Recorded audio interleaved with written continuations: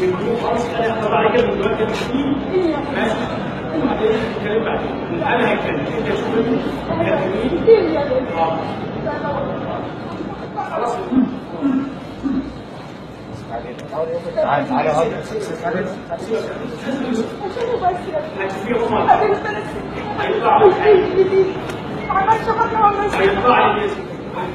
اخد عليا قرار يا بيه واجيبه لحد يطلعوا له فلوس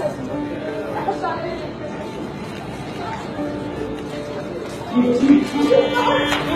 ان شاء الله ربع جيت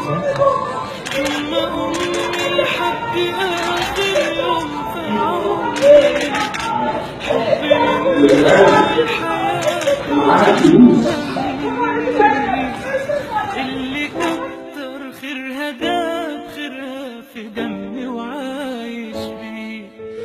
أمي ثم أمي لحد آخر يوم في عمري